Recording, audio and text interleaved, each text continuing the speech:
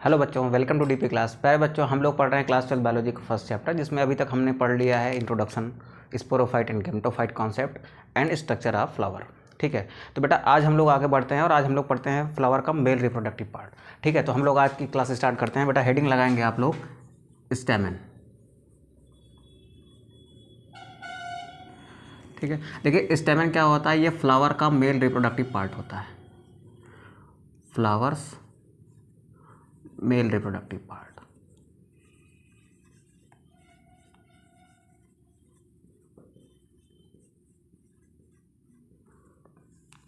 ये क्या होता है बेटा, फ्लावर का मेल रिप्रोडक्टिव पार्ट होता है।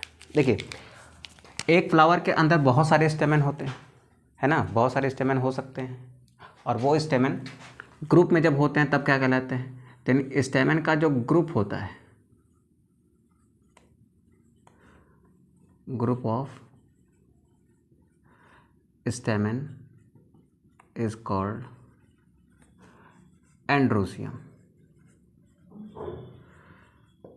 ठीक, तो हम लोग ये कह सकते हैं कि जो एंड्रोसियम है यही मेरा मेल रिप्रोडक्टिव पार्ट होता है। ठीक है, अब देखिए एक स्टेमन आपको दिखता कैसे है। ये हो गया स्टेमन का एक पार्ट और ये हो गया आपका इसका ऊपर वाला पार्ट। ये स्टेमन थैलस से ऐसे जुड़ा होता है।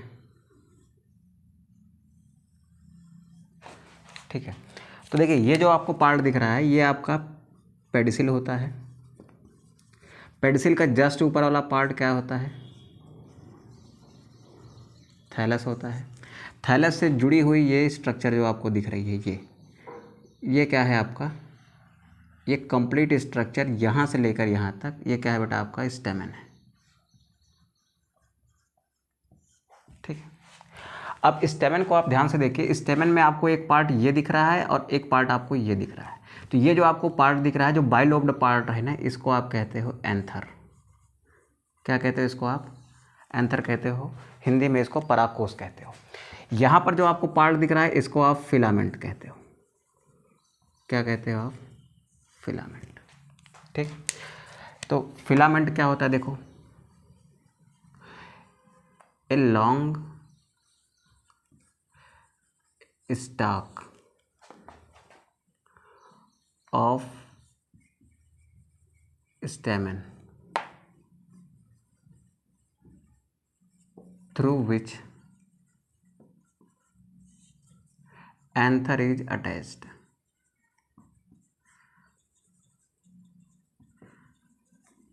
यानी एक ऐसा लंबा पार्ट स्टेमन का जिससे एंथर अटैच होता है ना, उसको आप क्या कहते हो, उसको आप बेटा फिलामेंट कहते हो। क्या कहते हो आप, फिलामेंट। ठीक है, अब फिलामेंट का जो टर्मिनल पार्ट है, देखो ये हो गया मेरा एक फिलामेंट। ठीक है, ये इसका बेसल पार्ट हो गया यानी नीचे वाला, और ये इसका टर्मिनल पार्ट हो गया यानी एकदम किनारे वाला। तो जो टर्मिनल पार्ट होता है वहाँ पर एक बाइलोब्ड स्ट्रक्चर मौजूद होता है। देखो दो लोब वाला एक स्ट्रक्चर मौजूद है ना, और इस दो लोब वाले स्ट्रक्चर को आप क्या कहते हो, एंथर कहते हो।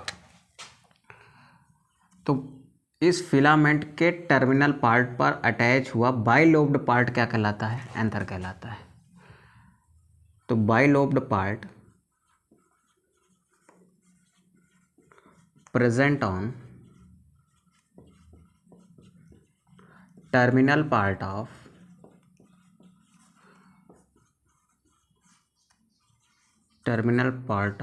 filament is called anther।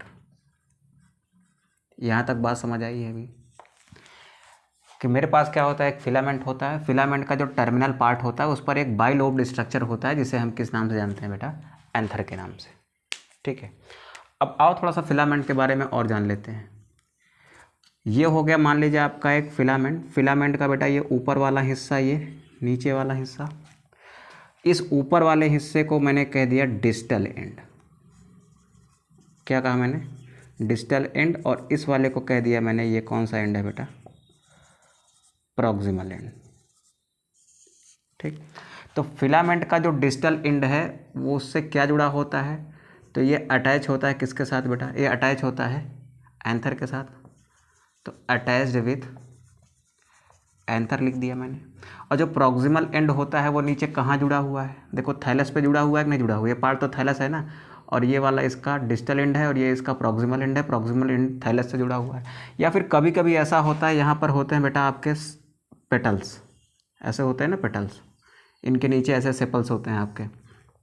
तो कभी कभी क्या होता है, देखो मेनली क्या होता है, ये प्रॉक्सिमल एंड अटैच विथ, ऐसे लिखो जनरली अटैच विथ, मतलब सामान्य रूप से किससे जुड़ा होता है, जनरली अटैच विथ थैलस। सामान्य रूप से किससे जुड़ा होगा बेटा, मान लीजिए ये आपका एक थैलस है और ये इसका प्रॉक्सिमल एंड है। जनरली ये थैलस से जुड़ा होता है, लेकिन कभी कभी क्या होता है कि अगर यहाँ पर कोई एक पेटल है तो कभी कभी ये पेटल से भी जुड़ा हुआ हो सकता है, but some time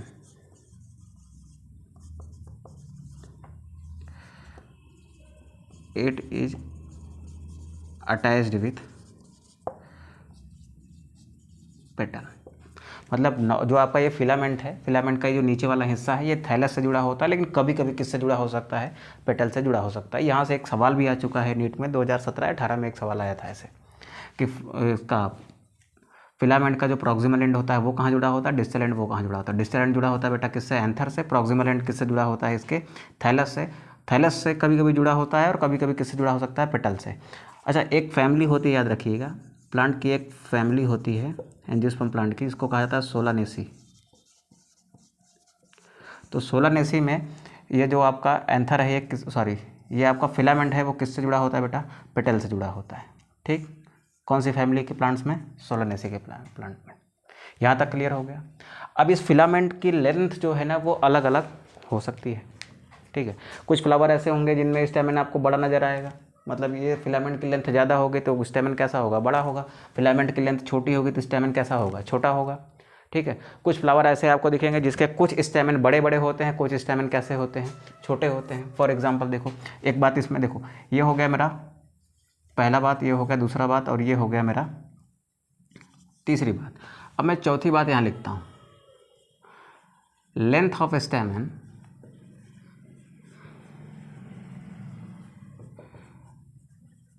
is variable. आप अलग अलग 10 स्टेमन को उठा लाइए, हो सकता है वो अलग अलग स्पीसीज़ के हों, या फिर कभी कभी एक स्पीसीज़ में भी आपको अलग अलग लेंथ वाले स्टेमन देखने को मिल सकते हैं। उनको उठा लाइए, उठा लाने के बाद एक स्लाइड पर रखिए, स्लाइड पर रखने के बाद माइक्रोस्कोप में रखिए, माइक्रोस्कोप में रखने के बाद आप देखोगे कि उनके लेंथ में आपको क्या देखने को मिलेगा, वेरिएशन देखने को मिलेगा, इनकी लेंथ क्या होती है, कम ज़्यादा होती है। तो लेंथ ऑफ स्टेमन इज़ वेरिएबल। ठीक, फॉर एग्जाम्पल मैंने लिया बेटा एक मस्टर्ड का प्लांट और उसका उठाया मैंने एक फ्लावर, उसमें मैंने देखा कि ये क्या है,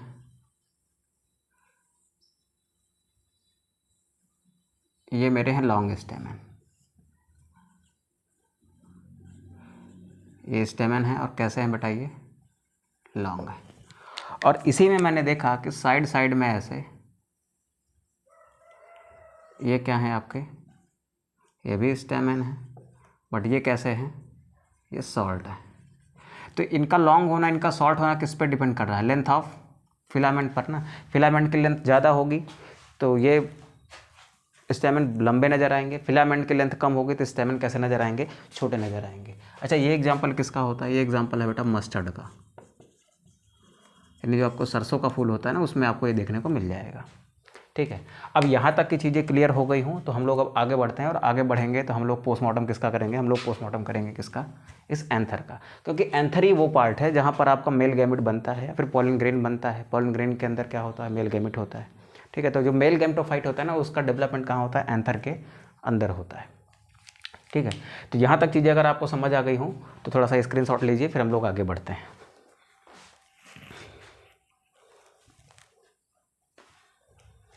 ठीक है, चलिए देखते हैं।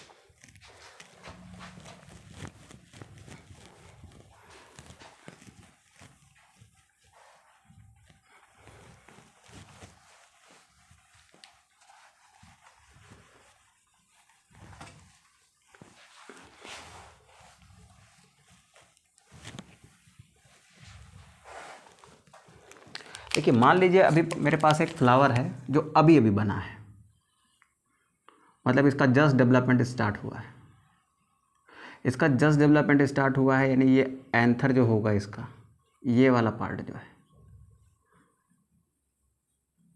ये क्या है, इसका एंथर है और यहीं पर आपके पोलन ग्रेन का डेवलपमेंट होता है, यानी पोलन ग्रेन का निर्माण यहीं पर होता है, पोलन ग्रेन का फॉर्मेशन यहीं पर होगा।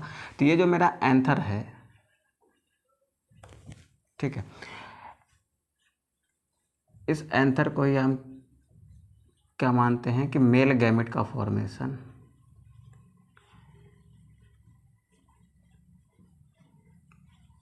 या फिर पोलन ग्रेन का फॉर्मेशन यहीं पर होता है। मेल गैमेट फॉर्मेशन या फिर पोलन ग्रेन का फॉर्मेशन आपका इसी एंथर में होना है, ठीक है। तो अगर ये प्लांट अभी अभी बना है तो ये एंथर मेरा कैसे दिखेगा, तो ये एंथर दिखेगा बेटा इमेच्योर, क्योंकि जस्ट अभी अभी बना है ना, तो एंथर कैसा होगा, इमेच्योर। फिर ये एंथर किसकी ओर बढ़ेगा, ये थोड़ा सा मेच्योर होगा तो इसको मैं नाम दूंगा यंग एंथर का, ठीक है। और यंग एंथर के अंदर जब आपके पोलन ग्रेन्स बन जाएंगे ना, ठीक, तो इसको मैं कहूँगा बेटा मेच्योर एंथर। क्या कहूँगा मैं, मेच्योर एंथर। तो सबसे पहले मुझे ये देखना है कि मेरा इमेच्योर एंथर होता कैसे है, फिर इमेच्योर से वो यंग कैसे बनता है, यंग एंथर के अंदर क्या क्या चीज़ें होती हैं, फिर यंग एंथर के अंदर जब डेवलपमेंट होता है तो वो किस में चेंज हो जाता है, मेच्योर एंथर में। तो फर्स्ट ऑफ ऑल हमको क्या देखना है कि मेरा जो ये इमेच्योर एंथर है वो कैसा दिखाई देता है। तो सपोज करिए यहाँ पर मैंने क्या लिया है, एक बाइलोब्ड एंथर लिया है,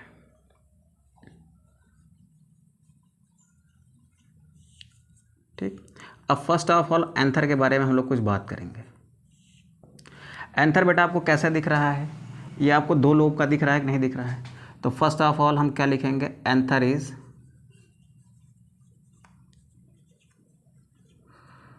बाइलोब्ड स्ट्रक्चर, ठीक। कहाँ प्रेजेंट होता है, तो ये जो फिलामेंट है, फिलामेंट के डिस्टल एंड पर प्रेजेंट होता है ना, तो क्या लिखोगे, anther is present on, anther is present on distal end of filament. यहाँ तक क्लियर है। अब इस एंथर को मैं क्या करता हूँ, इस एंथर को अगर मैं देखूंगा तो ये कैसा मुझे दिखाई दे रहा है, तो बाइलोब्ड है। तो देखिए अगर इसको आप ऐसे सामने से देखोगे तो इसके ऐसे कितने पार्ट दिखाई दे रहे हैं, दो पार्ट, ये ऐसे। तो देखो एक लोब ये वाला हो गया और एक लोब ये वाला हो गया। तो मेरे पास कितने लोब हैं, दो लोब, एक ये वाला पूरा, ये इतना पूरा एक लोब, और ये इतना पूरा दूसरा लोब, ठीक है। अब अगर मैं इसको ऐसे काटूंगा, ध्यान से देखिएगा, आपको सामने से कितने लोब दिख रहे हैं, दो, ये एक आपको ग्रुप दिख रही है, ठीक है। यहाँ पर देखो एक खांच दिख रही है ना जो नीचे तक गई हुई है, यहाँ पर भी एक खांच दिख रही है जो बेटा नीचे तक गई हुई है, यहाँ पर भी एक खांच है जो नीचे तक गई हुई है। इसको हम कहते हैं बेटा लॉन्गिट्यूडनल ग्रुप। ये जो खांच नीचे तक गई हुई है ना, इसको आप क्या कहते हो, लॉन्गिट्यूडनल ग्रुप कहते हो। अब ध्यान से सुनो, कोई इसको अगर मैं ऐसे कट करता हूँ तो मुझे क्या दिखेगा, ये सरफेस दिखेगा। और ये सरफेस आपको कैसा दिख रहा है, ये आपको सरफेस ऐसा दिख रहा है ना, इसमें आपको चार चीज़ें दिख रही हैं, 1 2 3 और ये 4। तो इसमें आपको चार चीज़ें दिख रही हैं, 1 2 और ये साइड में 3 और इधर 4। तो ये चार चीज़ें बेटा देखो कैसे होंगी। मेरे पास क्या था, एक एंथर था, इसको मैंने ऐसे कट मारा, कट मारने के बाद ये मुझे कैसा दिखेगा, कट मारने के बाद ये मुझे कुछ ऐसा दिखेगा,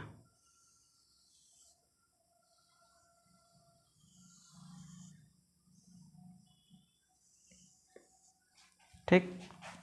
कट मारने के बाद कुछ मुझे ऐसा दिखा, मतलब ये इतना एक लोब है और ये इतना दूसरा लोब है। देखो ये इतना पूरा, ये इतना पूरा एक लोब और ये इतना पूरा दूसरा लोब। तो ये हो गया इसका फर्स्ट लोब, और इसको मैंने कह दिया ये इतना इसका सेकंड लोब, ठीक। अब हर लोब को देखो, ये इतना एक लोब है और ये इतना दूसरा लोब है। हर लोब के अंदर दो छोटी छोटी स्ट्रक्चर्स हैं ना, एक ये वाला और एक ये वाला। दो स्ट्रक्चर ये वाले फर्स्ट लोब में और दो ही स्ट्रक्चर ये वाले सेकंड लोब में है। तो इस स्ट्रक्चर को बेटा कहा जाता है थीका। क्या कहा गया, थीका। तो देखो एक एंथर ये है, एक एंथर के पास कितने लोब हैं, तो बोलोगे सर 2 लोब हैं, एक ये वाला पूरा और एक ये वाला, यानी एक ये वाला और एक ये वाला। तो मैं क्या लिख सकता हूँ, मैं लिख सकता हूँ ना कि each anther is by lobed, एक लोब ये और एक लोब ये। तो यहाँ पर मैंने लिखा each anther is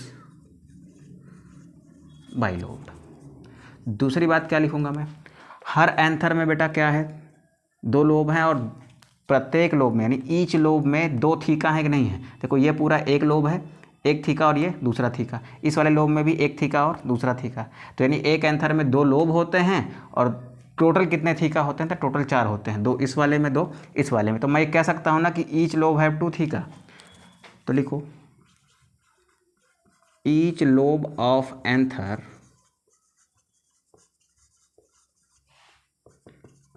is dithecous. Dithecous means इसके पास कितने थीका हैं बेटा, 2 थीका है, यानी प्रत्येक एंथर में 2 लोब होते हैं, ठीक, और प्रत्येक लोब में कितने थीका होते हैं, 2 थीका होते हैं।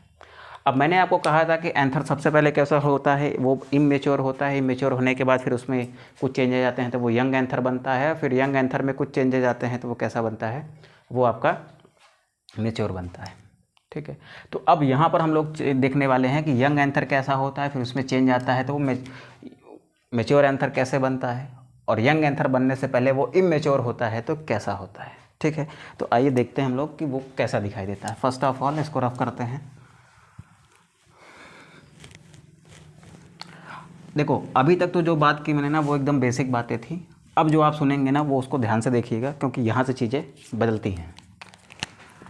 फर्स्ट ऑफ ऑल मैंने एक फिलामेंट बनाया, इसके डिस्टल पार्ट पर क्या बनाया है, एक एंथर बनाया।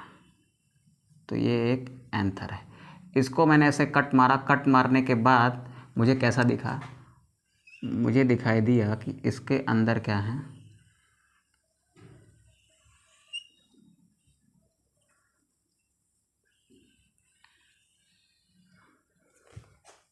ठीक है। अब देखो इस एंथर को जब मैंने कट मारा तो मुझे ये दिखाई दिया, इसको मैंने कह दिया ये क्या है, एंथर का फर्स्ट लोब है, and this one is anther second lobe.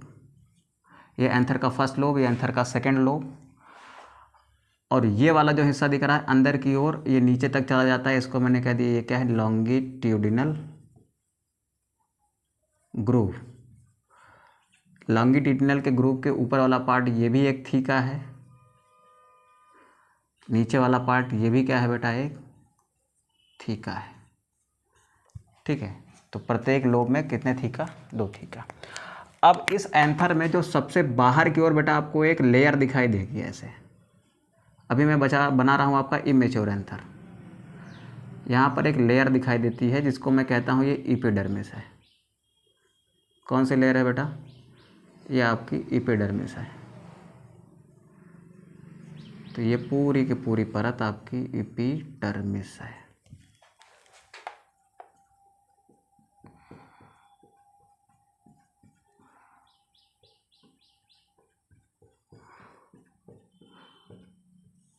ये सबसे आउटर होती है और नाम क्या है इसका, चलो ऐसे लिखता हूँ मैं, नाम क्या है इसका, ये एपिडर्मिस है। कहाँ होती है, सबसे बाहर होती है, यानी आउटर मोस्ट होती है। अब इस आउटर मोस्ट एपिडर्मिस के अंदर बहुत सारी सेल्स का ग्रुप भरा होता है ऐसे, यहाँ पर क्या है, बहुत सारी सेल्स का ग्रुप है।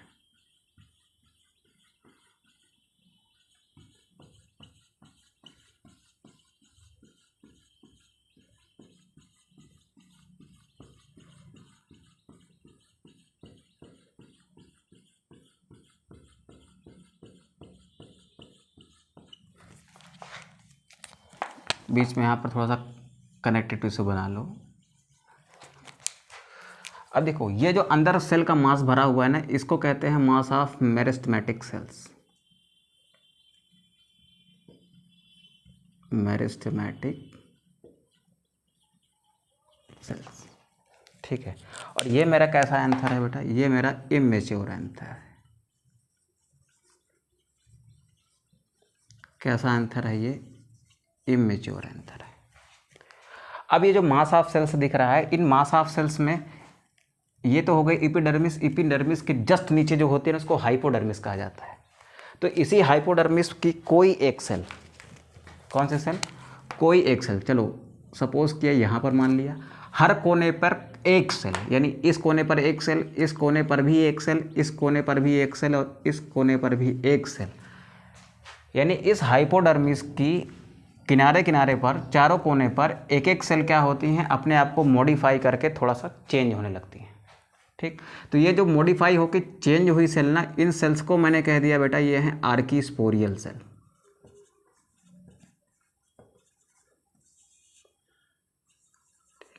आर्कीस्पोरियल सेल क्या होती हैं? आर्कीस्पोरियल सेल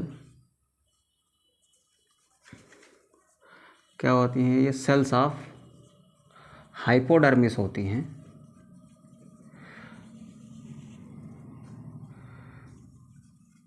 विच मॉडिफाइड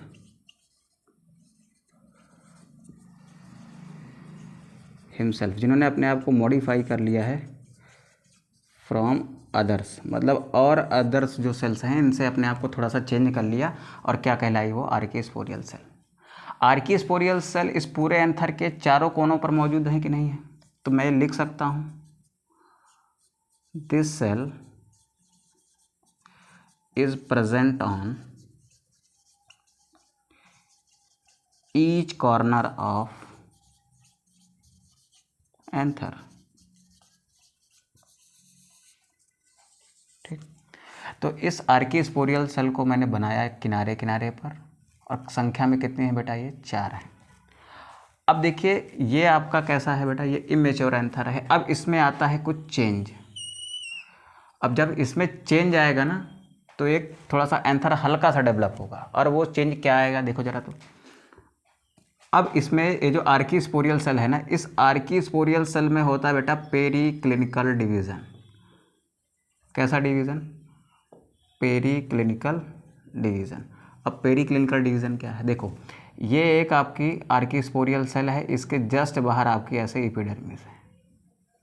इस आर्कीस्पोरियल सेल में एक ऐसा डिवीज़न हुआ जिसने इस आर्कीस्पोरियल सेल को 2 सेल्स में डिवाइड किया, और वो 2 सेल्स ऐसी थी कि एक बाहर की ओर थी,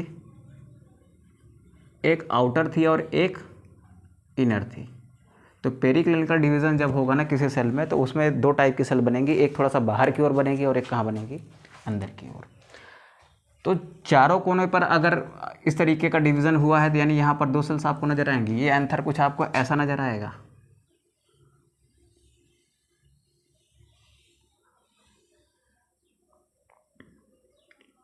ये हो गई आपकी एपिडर्मिस।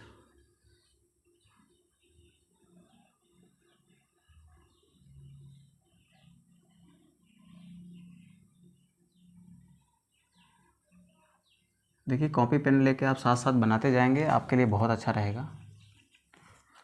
ठीक है, हर जगह पर क्या थी? एक आर्कीस्पोरियल ऐसे सेल थी हर कोने पर। हर कोने पर ये आर्कीस्पोरियल सेल डिवाइड हुई कुछ ऐसे, इसमें हुआ पेरीक्लिनिकल डिवीज़न। एक अंदर की ओर है और एक कहाँ है बेटा? बाहर की ओर है। दिख रही है ना ऐसे? तो ये जो आउटर सेल है ना, जो बाहर की ओर है, ये आपकी कैसी सेल है? ये आउटर जो सेल है ना, इस आउटर सेल को कहा गया primary parietal cell. Primary parietal cell. और जो इनर है ना, इसको कहा गया primary sporogenous cell. Primary sporogenous cell. तो यानी कि ये जो मेरी दिख रही है ना, जो बाहर की तरफ है, ये क्या है? आपकी प्राइमरी पेराइटल सेल है। और जो ये अंदर की तरफ है ना बेटा, इसको आपने क्या कह दिया? प्राइमरी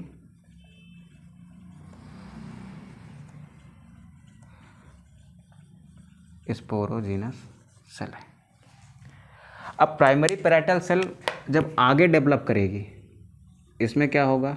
डेवलपमेंट होगा, और लगातार इसमें माइटोसिस होगी तो लगातार कई सारी सेल्स बनेंगी, तो वो सारी सेल्स ना अपने आप को 3 अलग अलग लेयर में अरेंज कर लेंगी। वो 3 लेयर कौन कौन सी होंगे बेटा? तो देखो, जो इससे पहली लेयर बनेगी ना उसका नाम रखा जाएगा एंडोथीसियम। ठीक, डेवलप करेगी और यहाँ पर लिख लेना माइटोसिस। प्राइमरी पैराइटल सेल में डेवलपमेंट हुआ, माइटोसिस हुई, तो उससे पहली जो लेयर बनेगी वो एंडोथीसियम होगी। दूसरी जो लेयर बनेगी वो कैसी होगी? मिडिल लेयर होगी। और फिर जो तीसरी बनेगी ना उसको हम कहेंगे टैपिटम। ठीक, तो ये पहली, ये दूसरी और ये तीसरी, ये 3 परत बनती हैं। एंडोथीसियम जो होती है बेटा वो सिंगल लेयर की होती है, यानी वो केवल एक परत की बनी होगी। ठीक, मिडिल लेयर जो होती है वो 1 से 3 लेयर्ड हो सकती है, उसमें कम से कम एक लेयर होगी, ज़्यादा से ज़्यादा कितनी होगी? 3। और टैपिटम जो होती है ये भी कैसे होती है बेटा? ये भी सिंगल लेयर्ड होती है। ठीक, क्वेश्चंस यहाँ से आते हैं, ध्यान दीजिएगा आप। ठीक है, अब देखो इपिडर्मिस तो पहले से मौजूद थी। ये क्या थी? इपिडर्मिस। ध्यान देना बेटा इधर, इपिडर्मिस पहले से मौजूद थी। ये अंदर वाली जो प्राइमरी पैराइटल सेल थी उसने इस साइड में 3 और परत बना दिया। तो एक इपिडर्मिस, दूसरी ये, तीसरी ये, चौथी ये, तो टोटल कितनी परत हो गई बेटा? 4 परत। अब इन सबको मिला के ना एक नाम दिया गया, इनको कहा गया एंथर वॉल। क्या कहा जाएगा? Anther wall. इन सबको मिला के एक नाम दे दिया गया, क्या कहा गया? Anther wall. यानी इस एंथर की जो दीवार है ना वो किनसे बनी होती है? इन सब से मिलकर बनी होती है। ठीक है, तो अब मेरी बात समझ आ रही है आपको? मैंने क्या कहा कि एक पैराइटल सेल होगी। ठीक है, पैराइटल सेल में क्या होगा? डेवलपमेंट होगा, यानी माइटोसिस होगी, तो बहुत सारी सेल्स बनेंगी। वो सारी सेल्स ना अपने आप को 3 डिफरेंट लेयर में अरेंज कर देंगी। वो 3 डिफरेंट लेयर कौन सी होंगे? Endothecium, middle layer and tapetum. Endothecium जो होती है वो सिंगल लेयर होती है, मिडिल लेयर जो होती है वो 1 to 3 लेयर्ड होती है, टैपिटम जो होती है वो सिंगल लेयर होती है। ठीक है, इसके बारे में भी आगे अच्छे से पढ़ लेंगे जब हम लोग अभी पढ़ेंगे यंग एंथर। तो ये कहाँ पर होती हैं, कैसे अरेंज होती हैं, तो एक डायग्रामेटिकली हम लोग वहाँ समझ लेंगे। अब बेटा हमारे पास क्या बची है? अंदर की ओर प्राइमरी स्पोरोजिनस सेल बची हुई है। इसमें भी कंटिन्यूअस माइटोसिस होगी, तो ये भी क्या करेगी? बहुत सारी सेल्स का ग्रुप बना लेगी और उन सारी सेल्स के ग्रुप को पैक करके एक स्ट्रक्चर बनाएगी जिसको हम कहेंगे बेटा माइक्रोस्पोरेंजियम। क्या कह लेंगे? माइक्रोस्पोरेंजियम। इसमें भी क्या होती है? कंटिन्यूअस माइटोसिस होती है। माइटोसिस होने के बाद क्या बनता है? ग्रुप ऑफ सेल्स बनेगा और इस ग्रुप ऑफ सेल्स को एक पैकेट में बंद करके हम लोग क्या बोल देंगे? Micro sporangium. तो यानी अगर मेरे पास 4 स्पोरोजिनस सेल हैं, देखो एक इधर, एक इधर, एक इधर और एक इधर, तो मेरे पास 4 स्पोरोजिनस सेल हैं, तो मेरे पास कितने माइक्रोस्पोरेंजियम बनेंगे? मेरे पास बनेंगे ये 4। वो भी कहाँ पर? चारों कोने पर। मेरे पास प्राइमरी पैराइटल सेल कितनी है? 4 हैं, और चारों अगर मिलकर एंथर वॉल बना रही हैं तो ये कहाँ पर बनेगी बेटा? इस साइड में भी बनेगी, यहाँ भी बनेगी, यहाँ भी बनेगी और यहाँ भी बनेगी। ठीक है, इतना क्लियर होता है आपको? तो ये तो था मेरा किसका डेवलपमेंट? ये मेरा इमेच्योर एंथर था जो एकदम जस्ट बना हुआ एंथर था। फिर इसके एक कोने कोने की एक सेल जो है वो अपने आप को स्पेशलाइज्ड की और क्या कहलाई? आर्कीस्पोरियल सेल कहलाई। उसमें कैसा डिवीजन हुआ बेटा? पेरिक्लिनिकल डिवीजन हुआ। पेरिक्लिनिकल डिवीजन यानी एक सेल बाहर की तरफ, एक सेल अंदर की तरफ। बाहर वाली को पैराइटल सेल कहा, अंदर वाली को स्पोरोजिनस सेल कहा। प्राइमरी पैराइटल सेल बाद में जब डेवलप की तो उसमें माइटोसिस हुई, उसमें बहुत सारी सेल्स बनी। उन सारी सेल्स ने अपने आप को 3 अलग अलग लेयर में अरेंज किया, endothecium, middle layer and tapetum में। और स्पोरोजिनस सेल में भी माइटोसिस हुई, उसमें भी क्या बनी? ग्रुप ऑफ सेल्स बने जिसने अपने आप को पैक करके क्या बना दिया? माइक्रो स्पोरेंजियम बना दिया। तो अब आप समझ पा रहे हैं ना कि अब जो मेरा एंथर होगा ना उसमें ये सारी चीज़ें होंगी, epidermis, endothecium, middle layer, tapetum and क्या होगा? माइक्रोस्पोरेंजियम। और ऐसा एंथर मेरा क्या कहलाएगा? वो कहलाएगा मेरा यंग एंथर। इमेच्योर से हम लोग कहाँ चले गए हैं? हम लोग चले गए हैं यंग एंथर में। ठीक है, तो आप इसको नोट करिए और स्क्रीनशॉट लेकर रख लीजिए, फिर आगे बढ़ते हैं हम लोग।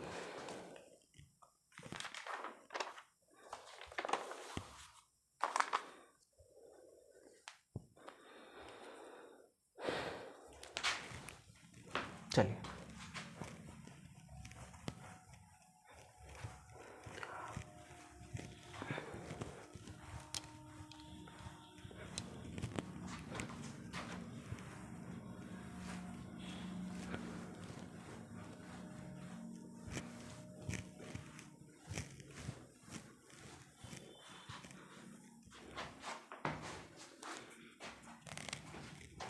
अब हेडिंग लगाइए आप, स्ट्रक्चर ऑफ यंग एंथर। जो मेरा एक यंग एंथर होगा उसमें क्या क्या चीज़ें होती हैं। ठीक है, तो देखिए मेरे पास ये स्टेमन था, स्टेमन का ये पार्ट था एंथर। अगर ये यंग हो गया है, अब कैसा हो गया है, ये यंग हो गया है। यंग होने के बाद अगर मैं इसको कट करूँगा तब मुझे कैसा दिखेगा, तब ये मुझे कुछ ऐसा दिखेगा।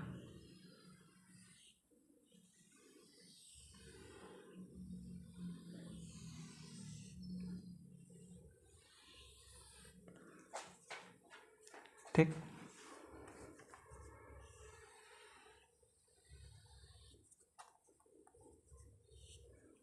चलो ये मेरा क्या होगा कि यंग एंथर। अब सबसे बाहर की ओर क्या होती है बेटा, एपिडर्मिस होती है, अभी पहले भी हम बना चुके हैं। तो ये हो गई सबसे बाहर की लेयर।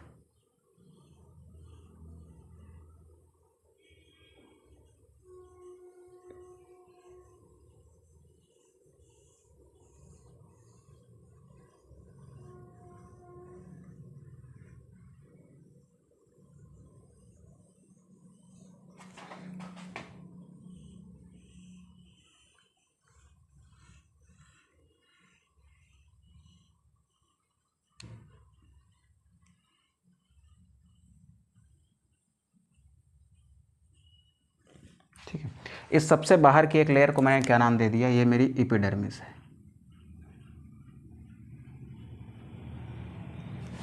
कैसी लेयर है, सिंगल लेयर्ड है।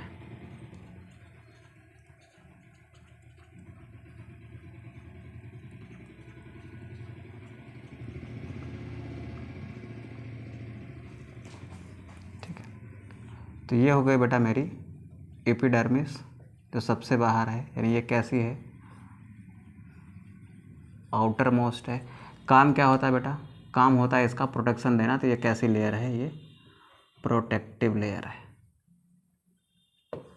ठीक है, अब इसके नीचे देखो एक चीज़ याद रखना, जो चीज़ यहाँ पर होगी सेम वही यहाँ पर होगी, सेम वही यहाँ पर और सेम वही यहाँ पर होगी।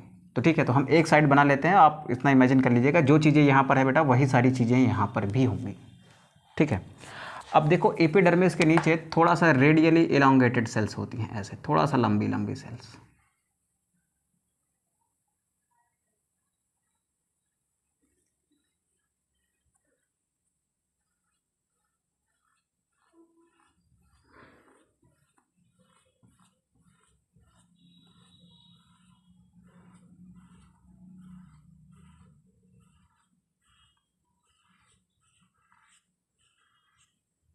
ठीक है, ये सेल्स भी सिंगल न्यूक्लिएटेड होती हैं, यानी इनमें केवल एक ही न्यूक्लियस होता है।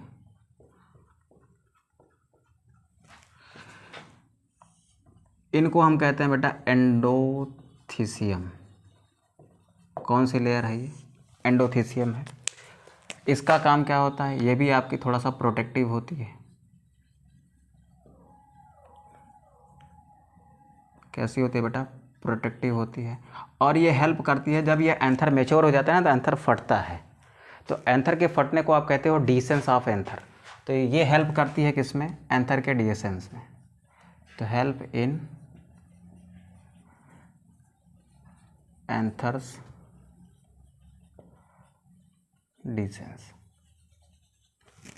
ठीक, तो ये एंथर के फटने में आपको मदद करती है। अब इसके नीचे चलते हैं हम लोग मिडिल लेयर में। इसके नीचे होते हैं बेटा मिडिल लेयर, जो 1 से 3 लेयर की हो सकती है।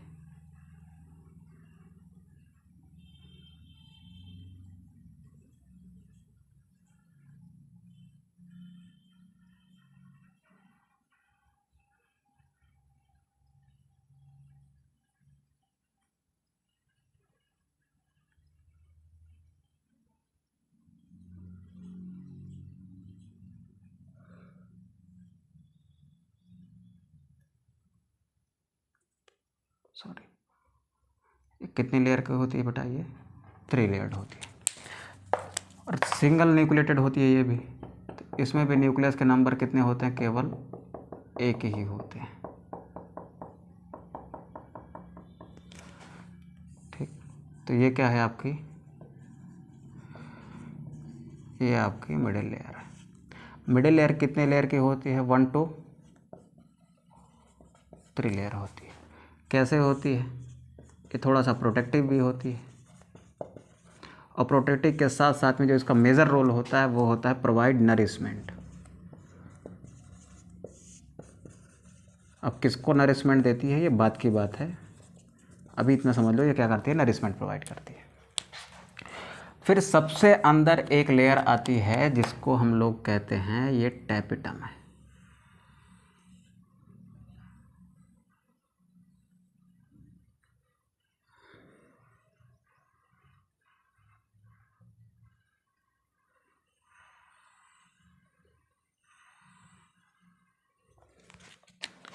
ठीक, इसके सबसे अंदर जो दिख रही है ना, इस लेयर को हम लोग कहते हैं कि ये टैपिटम है।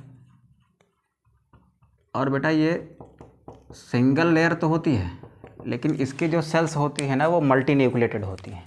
तो ये जो लेयर है ना मेरी, इसको नाम क्या दिया मैंने, इसको नाम दिया मैंने टैपिटम का। ठीक है, टैपिटम की जो लेयर होती है वो कैसी होती है बेटा, एक लेयर की होती है। ये एक ही लेयर की दिख रही है आपको। एक लेयर के होने के साथ साथ ये कैसे होती है बेटा, cells of tapetum are multi nucleated.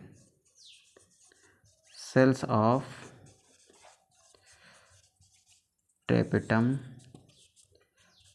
Is multinucleated. ठीक, अब इस टैपिटम लेयर का जो फंक्शन है ना वो बहुत इंपॉर्टेंट हो जाता है आपका। अब इस टैपिटम का क्या रोल होता है, क्या काम होता है, ये अभी हम लोग थोड़ा सा लास्ट में देख लेंगे। फिलहाल अभी इतना समझ लीजिए कि टैपिटम है, एक लेयर की है, और इसमें क्या है, मल्टी न्यूक्लियस है, एक से ज़्यादा न्यूक्लियस होते हैं। अब इस के अंदर एक छोटी सी आपको गोल सी संरचना दिख रही है। इस गोल सी संरचना को बेटा हम लोग कहते हैं माइक्रोस्पोरेंजियम। क्या कहते हैं, माइक्रोस्पोरेंजियम।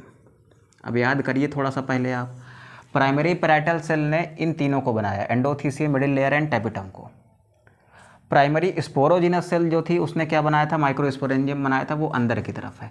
और माइक्रोस्पोरेंजियम के अंदर बहुत सारी सेल्स जो होती हैं ना पैक्ड होती हैं। इसके अंदर क्या है बेटा, बहुत सारी सेल्स हैं, और ये सेल्स अभी सारी कैसी हैं, डिप्लॉयड सेल्स हैं। तो माइक्रोस्पोरेंजियम में क्या होती हैं, सेल्स होती हैं, और इन सेल्स को कहा जाता है बेटा MMC, यानी माइक्रोस्पोर मदर सेल्स। यानी ये जो सेल्स भरी हुई हैं ना इसमें, असल में ये क्या हैं, ये सेल्स हैं MMC, यानी माइक्रोस्पोर मदर सेल्स हैं। ठीक, इन्हीं माइक्रोस्पोर मदर सेल्स में क्या होगी, आगे मियोसिस होगी। ठीक, they are diploid cells and after meiosis they form haploid cells. और ये जो हैप्लॉयड सेल्स बन रही है ना, यही असल में क्या है, माइक्रो स्पोर है। और ये माइक्रो स्पोर जब आगे बेटा डेवलप करेगा, तो डेवलप करने के बाद ये क्या बनाता है, पॉलन ग्रेन बनाता है। तो एक्चुअल में ये पॉलन ग्रेन कहाँ बन रहा है, स्पोरेंजियम के अंदर। स्पोरेंजियम के सेल ने क्या बनाया, माइक्रोस्पोर बनाया, माइक्रोस्पोर से क्या बन गया, पॉलन ग्रेन बन गया। अब यहाँ पर हमको सीखना है कि टैपिटम जो है इसका क्या रोल है माइक्रोस्पोर बनाने में या फिर पॉलन ग्रेन बनाने में, इसका क्या रोल है ये हम देखते हैं। आप सपोज करो कि कोई सेल्स यहाँ पर भरी हुई हैं, उनको आगे जाके डेवलप करना है। अगर उनको डेवलप करना है तो बेटा उनको नरिशमेंट चाहिए कि नहीं चाहिए। आपको डेवलप करना, आपको खाना पीना नहीं मिलेगा, डेवलप कर लोगे, नहीं ना कर पाओगे। वैसे यहाँ पर है कि जब से इसको आपको न्यूट्रिशन नहीं मिलेगा ना इसके अंदर के सेल मास को, ये जो स्पोरेंजियम के अंदर बहुत सारी सेल्स भरी हैं, अगर इनको न्यूट्रिशन नहीं मिलेगा तो ये डेवलप करके माइक्रोस्पोर बना पाएंगे या फिर आपका पॉलन ग्रेन बना पाएंगे, नहीं बना पाएंगे। तो इनको बनाने के लिए क्या चाहिए बेटा, नरिशमेंट चाहिए। तो वो नरिशमेंट कहाँ से आता है, देखो वो नरिशमेंट आता है आपकी मिडिल लेयर से। मैंने यहाँ लिखा है ना प्रोवाइड नरिशमेंट, तो मिडिल लेयर से आता है। मिडिल लेयर से जो कुछ भी आएगा वो पहले टैपिटम में पहुँचेगा, टैपिटम से फिर यहाँ पहुँचता है। तो टैपिटम और मिडिल लेयर दोनों क्या प्रोवाइड करती हैं आपको, क्या प्रोवाइड करती हैं, नरिशमेंट प्रोवाइड करते हैं। किसको, माइक्रोस्पोरेंजियम की सेल को, यानी जिसको आप कहते हो माइक्रोस्पोर मदर सेल को, जो किस में चेंज होनी है बेटा, पॉलन ग्रेन में। ठीक है, और पॉलन ग्रेन को ही आप मेल गैमेटोफाइट कहते हो। तो आज की जो अभी हमारी क्लास चल रही है ना, जिसमें हम लोग अभी इतना सारा पढ़ रहे हैं ना, उसमें हमको क्या सीखना है, हमको ये सीखना है कि माइक्रोस्पोरेंजियम के अंदर जो सेल्स हैं माइक्रोस्पोर मदर सेल्स, ये कैसी हैं, ये डिप्लॉयड सेल्स हैं, ठीक है। कैसे बनी, कहाँ से बनी है, हमने स्टार्टिंग से देखा है कि हमारे पास क्या होता है, एक एंथर होता है जो एकदम इमेच्योर होता है, और उसके अंदर आर्किस्पोरियल सेल बनी, पेरिक्लिनिकल डिवीजन हुआ, एक बाहर बनी पैराइटल सेल, एक अंदर स्पोरोजिनस सेल। पैराइटल सेल ने 3 लेयर बनाई, कौन कौन से, endothecium, middle layer and tapetum. Sporogenous cell जो थी उसने क्या बनाया, सेल्स का एक मास बनाया जिसको माइक्रोस्पोरेंजियम कहा, ठीक है। और उस माइक्रोस्पोरेंजियम की एक सेल को क्या नाम दिया गया, माइक्रोस्पोर मदर सेल, जो आगे जाके मियोसिस करके क्या बनाती है, माइक्रोस्कोर जो है आगे डेवलप करके क्या बनाता है, पोलन ग्रेन। तो अभी लास्ट टॉपिक जो हमको पढ़ना है ना, वो मोस्ट इंपॉर्टेंट है बेटा, बोर्ड एग्जाम के लिए भी और नीट में भी यहाँ पर सवाल बनते हैं, ठीक है। तो लिखिए आप, हेडिंग लगाइए रोल ऑफ टैपिटम, ठीक है। हमको पढ़ना है कि टैपिटम का रोल क्या होता है, ठीक है। तो चलो इधर रफ करते हैं और लिखते हैं आगे।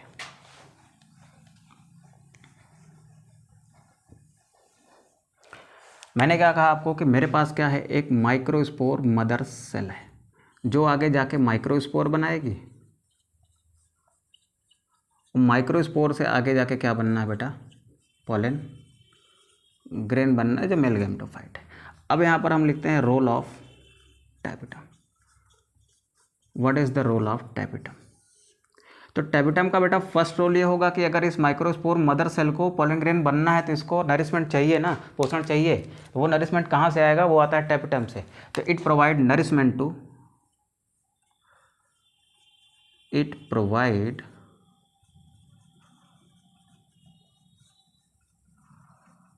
nourishment to MMC and microspore. ये MMC को माइक्रोस्पोर बनने में और माइक्रोस्पोर को पोलन ग्रेन बनने में क्या देती है, नरिशमेंट देती है। इसके साथ साथ में टैपिटम और क्या बनाती है, देखो जो आपका पोलन ग्रेन होता है ना, पोलन ग्रेन की जो सबसे बाहर की लेयर होती है उसको एक्साइन कहते हैं, और एक्साइन जो होती है ना वो सबसे हार्डेस्ट बायोलॉजिकल मटेरियल स्पोरोपोलिन की बनी होती है। अब वो स्पोरोपोलिन कहाँ से आता है बेटा, वो भी सिक्रीट होता है कहाँ से, टैपिटम से। तो हम दूसरी बात क्या लिखेंगे, it secreted sporopollenin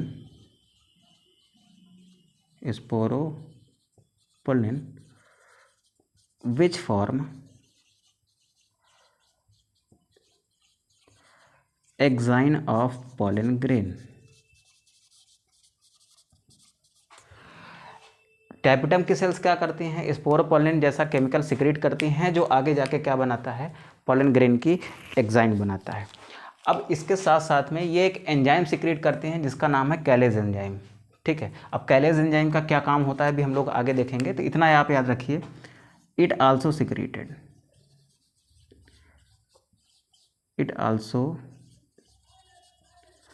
secreted an enzyme called कैलेज। ये कैलेज जैसा एक एंजाइम क्या करती हैं, सिक्रीट करती हैं, ठीक है। और ये कैलेज एंजाइम आगे क्या करेगा वो भी हम लोग आगे बाद में देखेंगे, ठीक है, जब हम लोग पढ़ेंगे माइक्रोस्पोर का फॉर्मेशन या फिर माइक्रोस्पोर से किसका फॉर्मेशन, पोलन ग्रेन का फॉर्मेशन, वहाँ पर हम लोग इसका इंपॉर्टेंस देखने वाले हैं, ठीक है।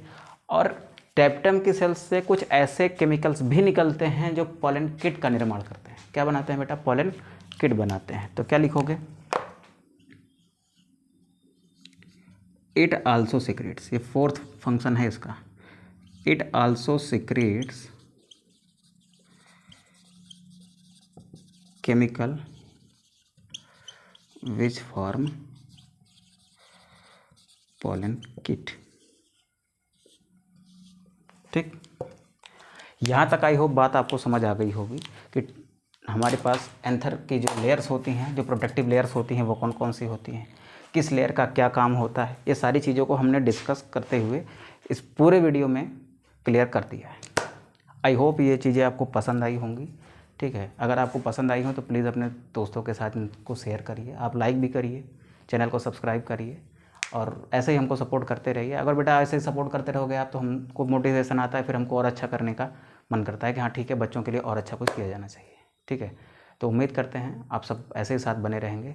ठीक है, तो आज के लिए इतना ही। नेक्स्ट वीडियो में हम लोग पढ़ेंगे कि एमएमसी से, इस माइक्रोस्पोर मदर सेल से माइक्रोस्पोर कैसे बनता है, यानी माइक्रोस्पोरोजेनेसिस। तो अगला टॉपिक हमारा क्या होने वाला है, माइक्रोस्पोरोजेनेसिस। ठीक है, तो मिलते हैं तब अगली क्लास में, तब तक के लिए गुड बाय।